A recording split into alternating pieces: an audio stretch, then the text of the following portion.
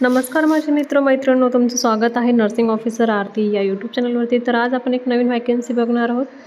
ही vacancy निघाली आहे मणिपुरममध्ये निघालेली आहे. मणिपूरला व्हॅकन्सी निघालेली, region institute of medical science Imphal Manipur ह्या ठिकाणी निघालेली आहे मणिपूरला. तर आपण ह्याच्यामध्ये बघूयात आता व्हॅकन्सीमध्ये किती व्हॅकन्सी टाकलेल्या आहेत. ह्याच्यामध्ये फॅमिली वेलफेअरच्या आहेत. ह्या ठिकाणी त्यांची वेबसाईट आहे आणि ईमेल आय डी पण दिलेला आहे, त्यांनी फोन नंबर पण दिलेला आहे. तुम्ही कॉन्टॅक्ट करूनही विचारू शकता वेबसाईटचं, जर नोटिफिकेशन वगैरे भेटत नसेल तर. आता ह्याच्यामध्ये काय दिलं आपण बघूयात. आता ह्या ठिकाणी त्यांनी रिलीज केलेली डेट आहे ॲडव्हर्टाईजमेंटची 16 जून 2026 आहे. तर ह्याच्यामध्ये त्यांनी ॲप्लिकेशनमध्ये जे एलिजिबिलिटी क्रायटेरिया वगैरे आहे आणि नंतर पेशंटचे पोस्ट, आपले स्टाफचे पोस्ट किती ते सगळे सांगितलेले आहेत ह्या ठिकाणी. आणि हे बेसिक ऑन फक्त कॉन्ट्रॅक्ट बेसिकवर आहे. हे trauma care facility and burn unit ह्यासाठी ही व्हॅकन्सी काढण्यात आलेली आहे. तर ह्या व्हॅकन्सीमध्ये आपण आता बघूयात. सिरियल नंबर आहे, पोस्ट आहे, क्वालिफिकेशन आहे, नंबर ऑफ पोस्ट आहे आणि मंथली पेमेंट आपला किती आहे तो सांगितले पे, आणि ड्युरेशन किती आहे ते सांगितलेलं आहे. ह्यामध्ये ॲनेस्थेटिस्ट लॉ जे आहे त्यांना सांगितलं आहे त्यांचं MD एज्युकेशन पाहिजे. टीचिंग रिसर्चचं एक्सपिरियन्स असला तरी चालेल. ह्या ठिकाणी त्यांची एज लिमिटेशन 45 इयर्स सांगितलेले आहे. OBC, SC आणि ST हे कॅटेगरीवाले फिलअप करू शकतात. ह्या ठिकाणी 2 व्हॅकन्सी आहेत.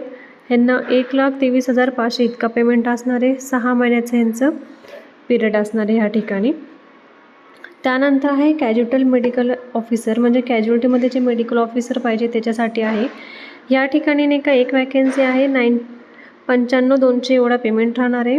एज लिमिटेशन त्याच्यामध्ये 40 वर्ष सांगितलेले. OBC आणि SC STसाठी सांगितलेलं आहे ॲज पर रूलनुसार त्यांच्या. हे पण ड्युरेशन याचं 6 महिन्यासाठी ठेवण्यात आलेलं आहे. त्यानंतर आहे OT टेक्निशियनसाठी आहे. ह्या ठिकाणी BSc युनिव्हर्सिटीमधून कंप्लीट पाहिजे. ॲटलिस्ट फिजिक्स केमेस्ट्री क्वालिफिकेशन पाहिजे त्याच्यामध्ये. त्यांचं ट्रेनिंग पिरियड पण हे कंप्लीट पाहिजे. एज लिमिटेशन याच्यामध्ये 35 वर्ष सांगितलेलं आहे.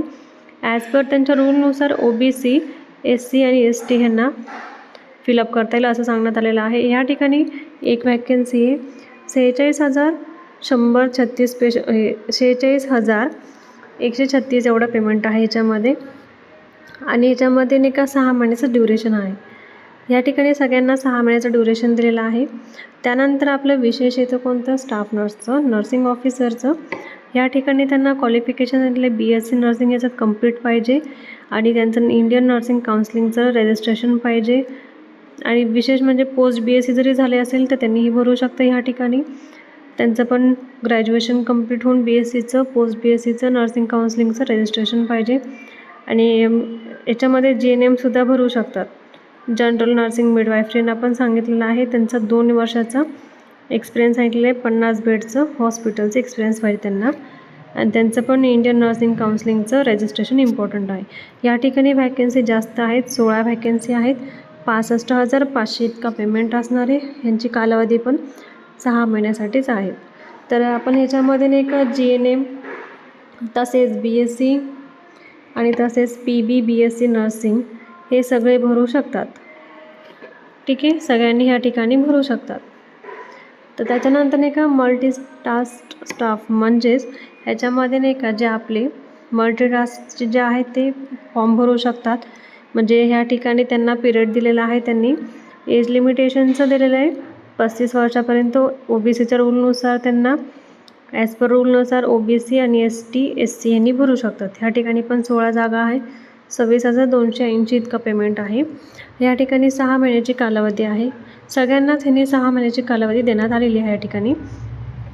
आता ह्या ठिकाणी नाही का त्यांनी स्टार्टिंगची डेट टाकलेली आहे ती 16 जूनला त्यांनी रिलीज केलेला आहे या ठिकाणी. आणि ह्यांची लास्ट डेट आहे 30 जून 2026ला लास्ट डेट आहे. आणि हे 5 वाजेपर्यंत आपल्याला फिलअप करायचं आहे ह्या ठिकाणी. हे ॲप्लिकेशनचं 3 वाजेपर्यंत सांगितलं ह्या ठिकाणी टायमिंग. तर ह्या ठिकाणी ही वेबसाईट आहे. ह्या वेबसाईटवरती जाऊन तुम्ही फिलअप करू शकता फॉर्म. आणि त्याच्यानंतर हे मोड ऑनलाईन मोड आहे.